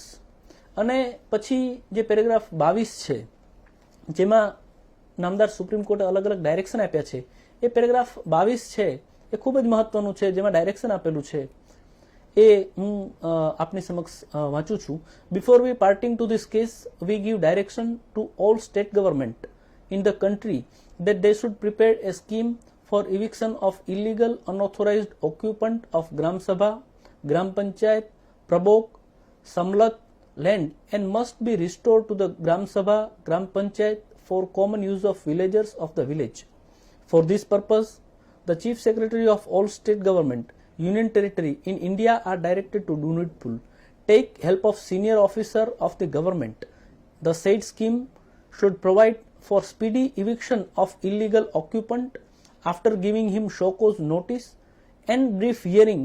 Long duration of such illegal occupant and huge expenditure in making construction thereon or political connection must not be treated as a justification for condoning this illegal act or for regularization the illegal possession. Regularization should only be permitted in exceptional cases example where the land has been granted under some government notification to landless laborer or member of the scheduled caste, scheduled tribe, or where there is already a school, dispensary and the other public utility on the land. તો આ જે supreme કોર્ટનું જે judgment છે એમાં નામદાર supreme કોર્ટે એવું કીધું કે જે ગૌચર જમીનના જે દબાણો છે એ દબાણો દૂર કરવા માટે સિનિયર અધિકારીની જરૂર પડે તો પણ એની હેલ્પ લેવી અને બને ત્યાં સુધી કોઈ પણ લાંબો સમય ધારો કે ગૌચર પરનું દબાણ હોય તો એને રેગ્યુલાઇઝ ન કરવું, કોઈ પણ મોટો માથા હોય કે રાજકીય વ્યક્તિ હોય તો પણ. અને આ જજમેન્ટ જે છે એ જજમેન્ટ પ્રમાણે જ્યારે જ્યારે ગૌચરની જગ્યા આપવામાં આવી હોય તો એને ગેરકાયદેસર ગણવું, પણ સ્કૂલ છે, લેન્ડલેસ લોકો છે, જમીન વિહોણા માણસોને આપવામાં આવી અથવા તો અનુસૂચિત જાતિ અને અનુસૂચિત જનજાતિના લોકોને આપવામાં આવી છે. આવા સંજોગોમાં ગૌચરના દબાણોને રેગ્યુલાઇઝ કરવા, બાકી સામાન્ય સંજોગોમાં ન કરવા. અને આ જે ચુકાદો છે આ ચુકાદાની નકલ તમામ રાજ્ય સરકાર અને કેન્દ્ર શાસિત પ્રદેશોને આપી છે અને કોર્ટે એવું પણ કીધું છે કે આના જે રિપોર્ટ છે એ ટાઈમ ટુ ટાઈમ એના કોમ્પ્લાય કરવા માટે કરવા. તો આ જે બે મહત્વના જે પરિપત્રો છે, બે મહત્વના જજમેન્ટો જે છે એ ગૌચર માટે સુપ્રીમ કોર્ટ અને નામદાર હાઈકોર્ટ દ્વારા જે નિર્દેશ કરવામાં આવેલ છે એનું જો પાલન રાજ્ય સરકારો દ્વારા કરવામાં આવે તો ગૌચરનું જે દબાણ છે એ ઘટે અને ગૌચર જમીન વધારે સારી રીતે ઉપલબ્ધ થાય. ગૌચરની જે આપણે વાત કરી એ ગૌચરની જગ્યામાં 100 ઢોર દીઠ 40 એકર અને જે જંગલ વિસ્તાર છે એમાં 100 ઢોર દીઠ 20 એકર ગૌચર. તો એને કેવી રીતે રાખવું?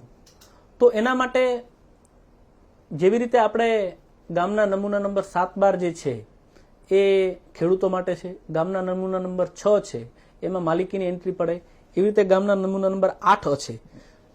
એવી જ રીતે પંચાયત દ્વારા ગામના નમૂના નંબર 15 નિભાવવામાં આવે છે. એ જે 15 નંબર જે છે એ ઢોર અને ઢોરની આર્થિક સ્થિતિ દર્શાવતું પત્રક છે. તો ઘણી બધી ગ્રામ પંચાયતો આ 15 નંબરનું જે રજીસ્ટર છે એ નિભાવવામાં નથી આવતું. માટે થઈને જે પશુ જે છે, જે ઢોર છે એની સંખ્યા સરકારી ચોપડા પર નથી આવતી. આમ તો દર 5 વર્ષે કેટલ સેન્સસ એટલે કે ઢોરની વસ્તી ગણતરી કરવાની કાયદામાં જોગવાઈ છે. તેમ છતાં પણ જે ઢોરની જે વસ્તી ગણતરી છે એ નથી કરવામાં આવતી અને જે આ 15 નંબરનું જે રજીસ્ટર છે, જે ઢોરની સ્થિતિ બતાવવા માટેનું જે રજીસ્ટર છે એને ઘણી બધી પંચાયતો દ્વારા નિભાવવામાં આવતું નથી. જો માલધારીઓ જાગૃત રહી અને આ જે ઢોર જે છે એના રજીસ્ટરમાં એના ઢોર નોંધાવશે તો ગૌચરની જે જગ્યાનો જે પ્રશ્ન છે એ ઘણો બધો હલ થઈ જશે. ગૌચરની માહિતી, ગૌચરને લગતા કાયદાકીય જોગવાઈ અને ગૌચરને લગતા નામદાર હાઈકોર્ટ અને સુપ્રીમ કોર્ટના જજમેન્ટો જોયા. આ બધું કર્યા બાદ અલગ અલગ જે વ્યક્તિઓ છે, અલગ અલગ જે માણસો છે એની પાસેથી અલગ અલગ જે પ્રશ્નો આવ્યા છે, ગૌચરને લગતા જે પ્રશ્નો છે તો એની આપણે ચર્ચા કરીએ. તો જે મુખ્ય જે પ્રશ્નો મારી પાસે આવ્યા છે એ પ્રશ્નો બહુ જ ટૂંકમાં અને એનો જે આપણે માહિતી આપીએ તો સૌથી પહેલો પ્રશ્ન એવો છે કે દરેક ગામમાં ગૌચરની ફાળવણી કેવી રીતે થાય? દરેક ગામમાં ગૌચરની ફાળવણી કેવી રીતે થાય? તો કલમ 38 જે છે મુંબઈ જમીન મહેસૂલ અધિનિયમ એ પ્રમાણે 100 ઢોર દીઠ 40 એકર ગૌચર ફાળવી શકાય અને એ પ્રમાણે જે તે કલેક્ટર છે એ કલેક્ટર ફાળવણીનો હુકમ કરી અને આ જમીનને ગ્રામ પંચાયતમાં નિયત કરી શકાય.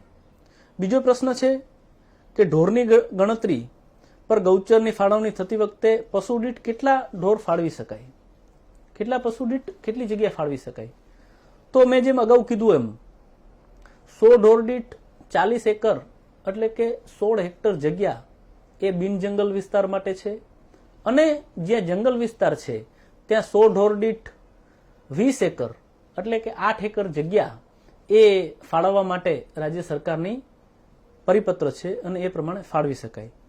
ત્રીજો જે પ્રશ્ન છે કે ગૌચરમાં જો રાજકીય દબાણ અથવા તો બીજા કોઈ કારણસર ગૌચરનું હેતુફેર કરવામાં આવ્યો હોય તો તેને પરત મેળવી શકાય. આ માટે શું કરવું જોઈએ? તો જ્યારે પણ કોઈ રાજકીય દબાણસર ગૌચરની જમીનને કમી કરી અને બીજા હેતુ માટે કમી કરવામાં આવી હોય તો સૌપ્રથમ તો આપણે એ ધ્યાનમાં રાખવાનું છે કે ગામમાં ઢોરની સંખ્યાના પ્રમાણમાં ગૌચર છે?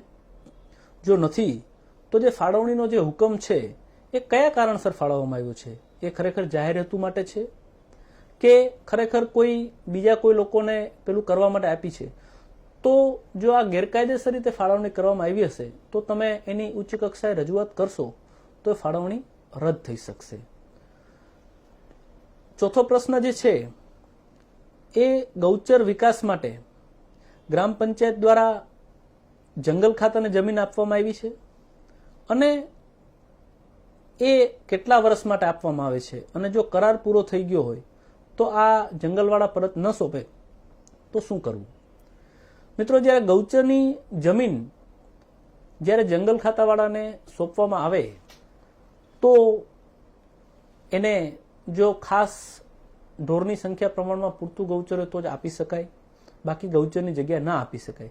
પણ આમાં પ્રશ્નકર્તાએ એવું પણ પૂછ્યું છે કે એમાં કરાર થયેલો છે અને કરારનો સમય પૂરો થઈ ગયો છે. જો જંગલ ખાતા દ્વારા કરાર કરવામાં આવ્યો હોય અને કરારનો સમય પૂરો થઈ ગયો હોય તો કરારનો સમય જે તારીખે પૂરો થાય એ તારીખે એ જમીન ફરીથી પંચાયત હસ્તક કરી દેવી જોઈએ.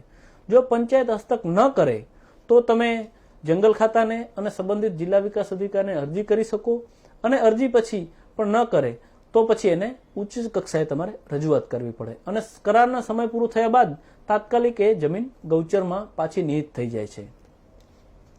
ગૌચર આના પછીનો પાંચમો જે પ્રશ્ન છે એ ગૌચર વિકાસ બોર્ડ શું છે અને એની કાર્ય પદ્ધતિ શું છે?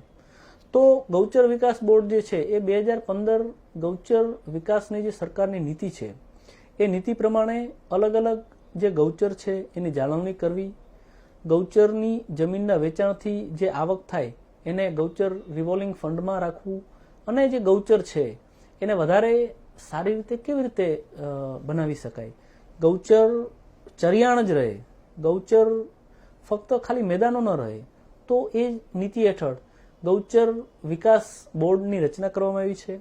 અને ગૌચર વિકાસ બોર્ડનું જે કાર્ય છે એ ગૌચરને વધારે સારી રીતે મજબૂત કરવું. હવે બીજો એક મહત્વનો પ્રશ્ન છે કે ગૌચરની જમીન ઉપર બિનઅધિકૃત કોઈ કબજો કર્યો હોય તો એના પર કઈ કલમ આધારે ગુનો દાખલ થઈ શકે? કોઈ સજાની જોગવાઈ ખરી? તો ગૌચરની જગ્યા પર જ્યારે કોઈ એક કબજો કર્યો હોય તો પંચાયતની કલમ 105 હેઠળ એના પર કાર્યવાહી થઈ શકે. અને હવે હમણાં જ રાજ્ય સરકાર દ્વારા ગુજરાત રાજ્ય land grabbing prohibition ordnance 2020 29 August 2020 દ્વારા ગુજરાત સરકાર દ્વારા ગેઝેટમાં પ્રસિદ્ધ કરવામાં આવેલ છે. આ લેન્ડ ગ્રેબિંગ પ્રોહિબિશન ઓર્ડિનન્સ 2020માં જે જમીનો પચાવી પાડે છે, જમીનો ગેરકાયદેસર રીતે હડપ કરે છે, તેના માટે કાયદામાં કડક સજાની જોગવાઈ કરવામાં આવી છે.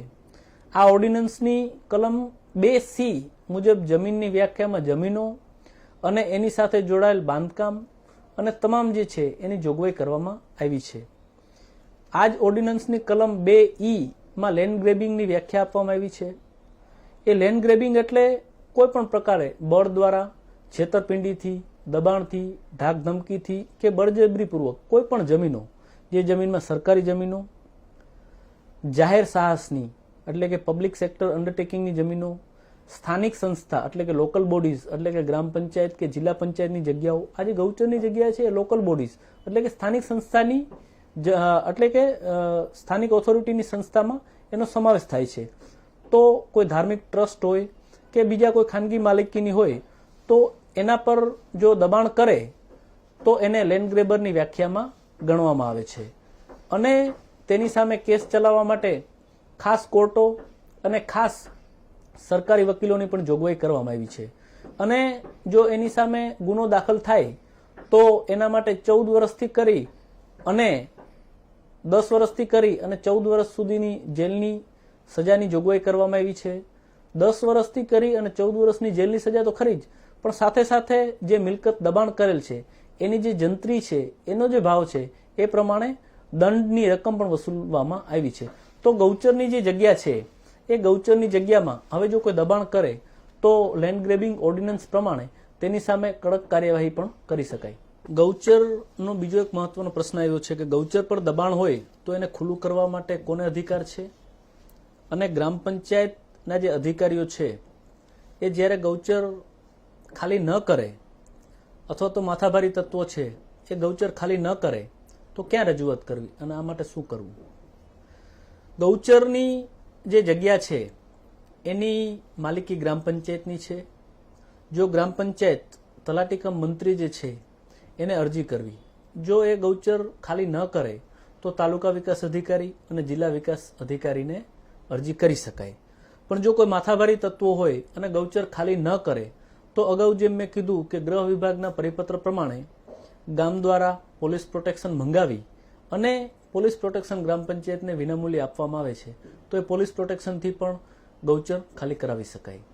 હવે પછીનો જે પ્રશ્ન છે કે ગૌચરની જે માપણી થાય તો માપણી માટેના પૈસા ભરવાના થાય તે કોણ આપે, અને ગ્રામ પંચાયત પૈસા ભરવાની ના પાડે તો આ પૈસા કોણ ભરે?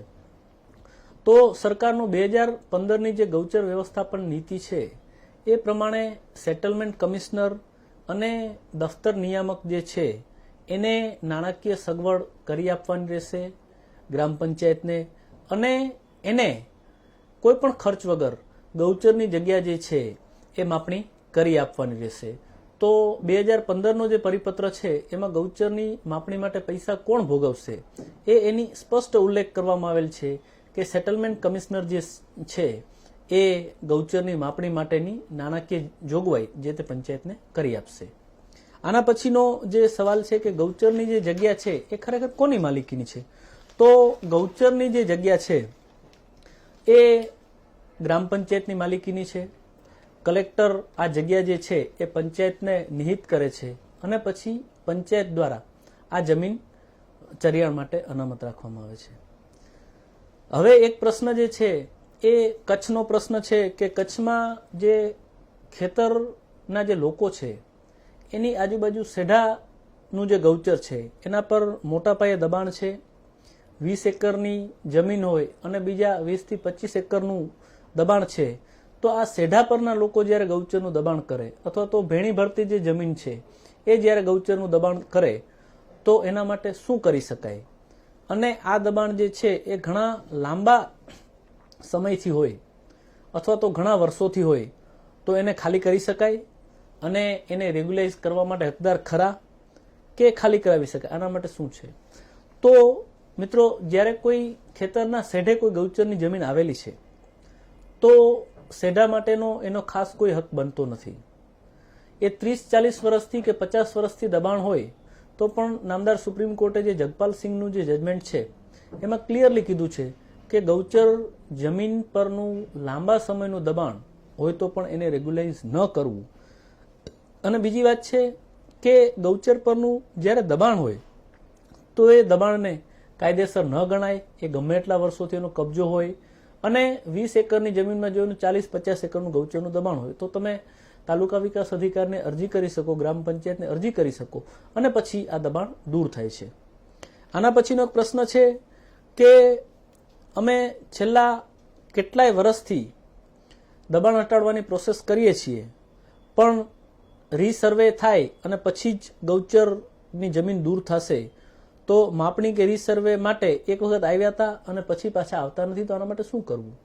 જ્યારે ગૌચરની જમીનનો વિવાદ હોય કે આ જમીન ગૌચર છે કે નહીં, તો તાત્કાલિક રીતે સૌપ્રથમ એની માપણી કરાવવી જોઈએ પંચાયતે, અને માપણી કર્યા પછી જો પંચાયતની જમીન એટલે કે ગૌચરની જમીન હોય તો એને તાત્કાલિક એને દૂર કરવા માટેના દબાણો દૂર કરવા માટેના હુકમ કરવા જોઈએ. બીજો એક પ્રશ્ન જે આવ્યો છે એ ઇટાડી ગીર ગામમાંથી આવ્યો છે કે ગૌચરનું દબાણ દૂર કરતા નથી, રજૂઆત કરવી તો ક્યાં કરવી? તો મિત્રો, ગૌચર દૂર કરવા માટે હું તમને બહુ જ સામાન્ય જે સ્ટેપ્સ છે, જે સામાન્ય રીતે ગૌચર દૂર કરવા માટે શું કરવું એ હું તમને કહું તો ઘણા મિત્રોને આ ગૌચર દૂર કરવા માટે શું કરવું એની ખબર નથી હોતી. તો ગૌચર દૂર કરવા માટે સૌપ્રથમ તમારે જે જમીન ગૌચર છે એની 7 બાર 8 અને 6 નંબરના ઉતારા મેળવવા. જે ગામનું નમૂના નંબર 6 છે એમાં ગ્રામ પંચાયત ગૌચરની જગ્યામાં ગ્રામ પંચાયત ગૌચર લખેલ હશે. હવે જે ગૌચરની જગ્યા છે એ જેટલા સર્વે નંબરો છે એની પહેલા ખાતરી કરી લેવી. એ ખાતરી થયા પછી ગૌચરની જે જગ્યા છે એના નકશા મેળવી લેવા અને એ નકશા જોઈ અને એ નકશા પ્રમાણે નકશાના જે 4 ખૂણા છે એ પ્રમાણે ગૌચર જગ્યા સ્થળ ઉપર છે કે નહીં અને નકશા મેળવી અને ત્યારબાદ જ્યારે ગૌચરનું જે દબાણ છે એના ફોટોગ્રાફ્સ પાડી લેવા. ગૌચરમાં વાવેતર કરેલું હોય, ગૌચરનું બાંધકામ કરેલું તો એનો ફોટોગ્રાફ્સ મેળવી લેવા. આ ગૌચરની સર્વે નંબર, ગૌચરના નકશા, ગૌચરના દબાણના ફોટા, એના પછી આજુબાજુના જે લોકો છે અથવા તો જે ખેડૂતો છે એ લોકોને 20 રૂપિયાના સોગંદનામા ઉપર તમારે સરકારમાં જાહેર કરવું પડશે કે આ માણસ જે છે એણે ગૌચરની જગ્યામાં દબાણ કરેલ છે.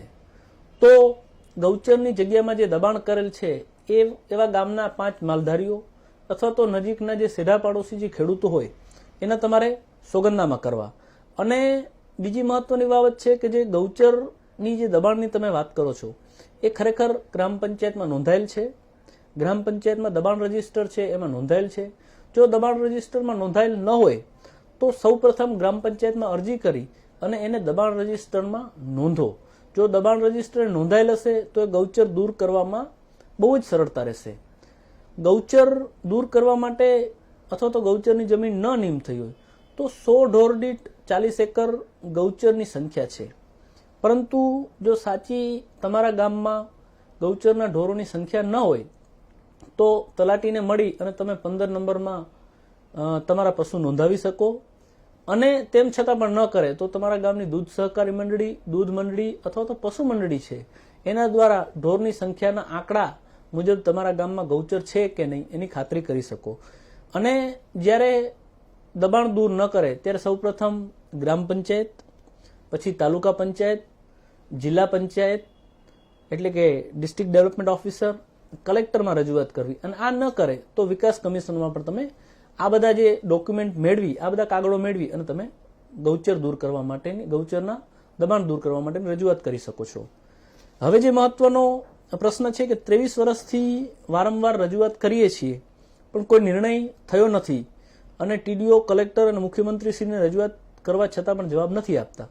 જો મિત્રો તમે 23 વર્ષથી રજૂઆત કરતા હો અને જો ગૌચરનું દબાણ દૂર ન થાય તો આવા કિસ્સામાં જો જ્યારે સરકારી તંત્ર યોગ્ય રીતે જવાબ ના આપે ત્યારે આપણે નામદાર ગુજરાત હાઈકોર્ટમાં આર્ટિકલ 226 અને 227 હેઠળ ખાસ દીવાની અરજી અથવા તો જાહેર હિતની અરજી કરી અને ગૌચરના દબાણ દૂર કરવા માટેની કાયદાકીય આપણને રેમેડી મળે છે. હવે પછીનો જે પ્રશ્ન છે ભાવનગર જિલ્લાના સિંહોર તાલુકાના સર ગામનો છે કે 1300 વીઘા ગૌચર જમીન છે પણ દબાણ છે પણ કોઈ દૂર નથી થતું. તો ગૌચર જે છે એમાં જો દબાણ હોય તો એની તમે અગાઉ જેમ આપણે વાત કરી એવી રીતે તમે ગૌચર માટે રજૂઆત કરી અને ત્યારબાદ કલેક્ટર અને વિકાસ કમિશનરને રજૂઆત કરો તો ગૌચર પરના દબાણો તાત્કાલિક દૂર કરશે. બીજો એક મહત્વનો પ્રશ્ન છે કે ઘણા કેસોમાં સચિવશ્રી મહેસૂલ વિવાદ છે એ ગૌચરને લગતા કેસો રિમાન્ડ કરવામાં આવે છે પણ એ સચિવશ્રી મહેસૂલ વિવાદ જ્યારે કલેક્ટરને રિમાન્ડ કરે છે પછી કલેક્ટર આ કેસો ચલાવતા નથી અથવા તો કલેક્ટરમાં પેન્ડિંગ છે.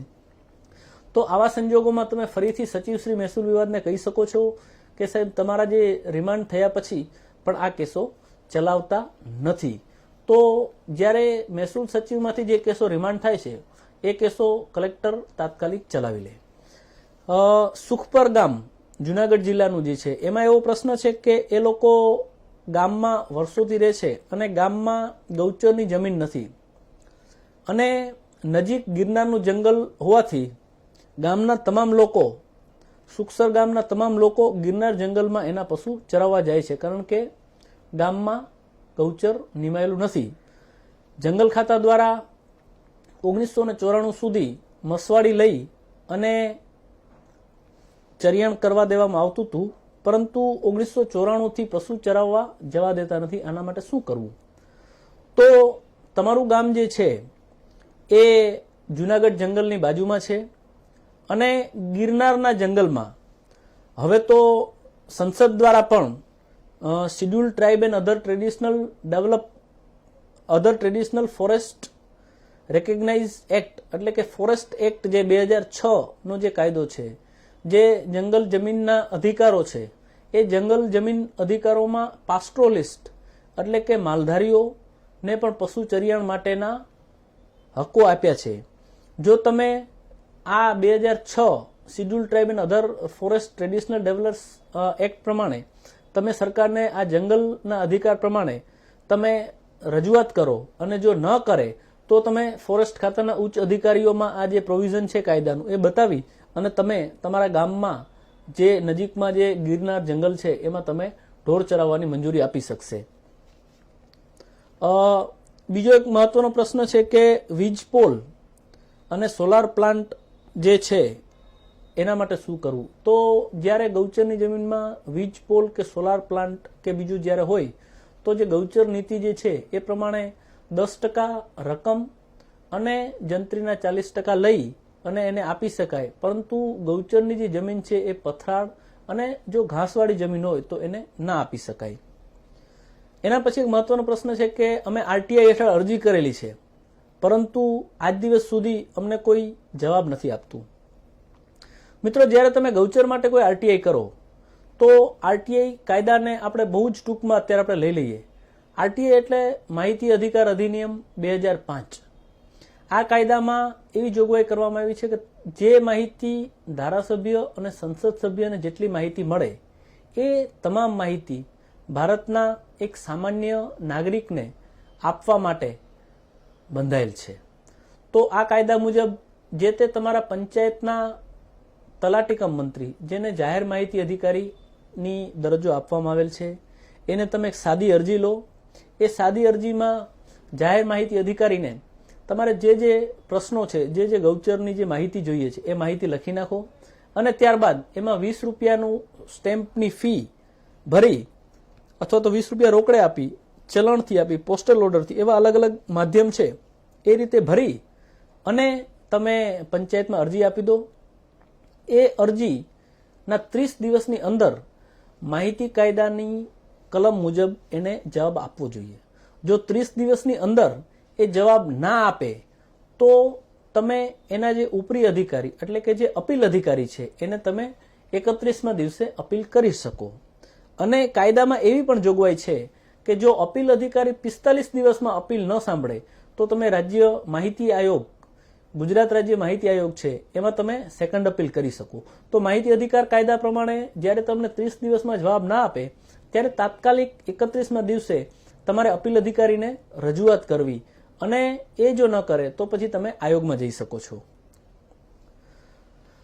અમરેલી જિલ્લાનું જે રાજુલા ગામ છે એમનો પ્રશ્ન એવો છે કે ગૌચરની જમીનમાં દબાણ કરી અને એમાં ખોદકામ કરેલ છે. તો જ્યારે ગૌચરની જમીનમાં ખોદકામ કરેલ હોય અને ગેરકાયદેસર રીતે કરેલ હોય તો એને પંચાયતના 105 અને મુંબઈ જમીન મહેસૂલ અધિનિયમ મુજબ એના પર દંડ લઈ શકાય અને ગૌચરની જમીનને જો નુકસાન પહોંચાડેલ હોય તો એને તાત્કાલિક એના પર પગલાં લઈ શકાય. બીજો એક પ્રશ્ન છે કે ગૌચરના સર્વે નંબર જાણવાથી લઈ અને ગૌચરના દબાણ દૂર કરીને શું પ્રક્રિયા. તો મેં જેમ અગાઉ કીધું કે 2015નો અને 2003નો જે પરિપત્ર છે એ પરિપત્ર ખૂબ જ મહત્વનો છે, જેમાં ગૌચરને લગતી તમામ જે જગ્યા છે એના માટે શું કાર્યવાહી કરવી એની તમામ માહિતી મેં આ વિડીયોના જે આગળનો ભાગ છે એમાં આવરી લીધી છે. પછી જે એક મહત્વનો એક સવાલ છે કે ગૌચરની જમીનમાં જાહેર વૃક્ષારોપણ કરી શકાય, સોલાર એનર્જી માટે કે બીજા કોઈ ઔદ્યોગિક હેતુ માટે ફાળવી શકાય અને તેની શું પ્રોસેસ છે. હવે જે ગૌચરની જે જગ્યા છે એ ગૌચરની જગ્યામાં વૃક્ષારોપણ સામાન્ય રીતે ન કરી શકાય, પણ ગ્રામ વનીકરણ માટે જેમ સરકારનો પરિપત્ર છે તો 2 હેક્ટર જગ્યામાં ગ્રામ વનીકરણ માટે આપી શકાય.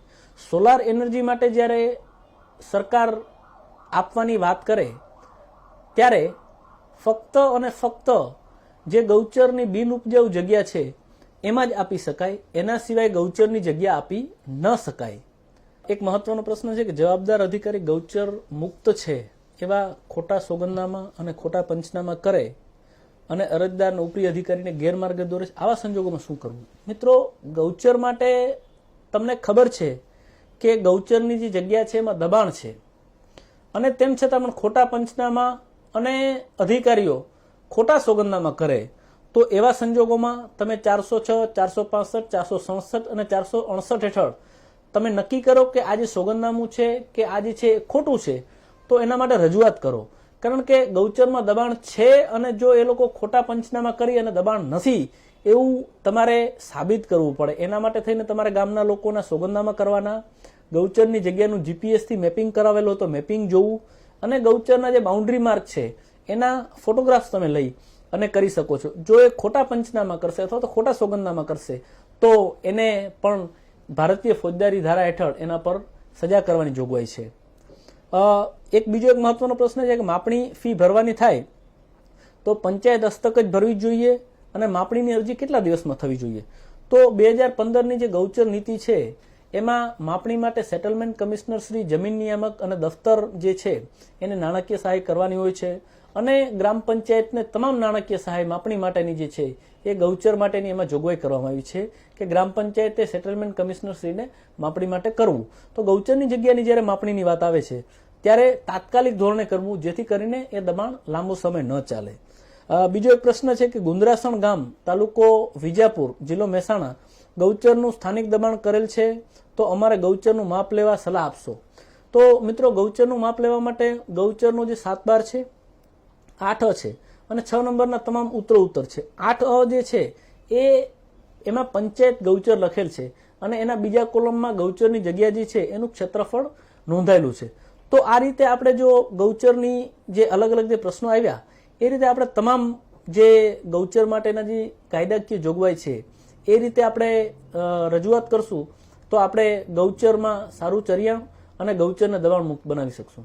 આજે ડિજિટલ સેમિનારના આયોજનમાં માલધારી પેજ, માલધારી ઈ હેલ્પર્સ અને માલધારી સેના દ્વારા જે મને આ તક આપવામાં આવી, ખાસ કરીને તમામ જે અલગ અલગ માધ્યમ યુટ્યુબ, ફેસબુક અને તમામ જે વર્ચ્યુઅલ માધ્યમથી આ જે પ્રેક્ષકગણ છે એને એમનો ખૂબ જ મહત્વનો સમય આપી અને જે મારો આ વિડીયો નિહાળ્યો એ બદલ હું તમામનો ખૂબ ખૂબ આભારી છું.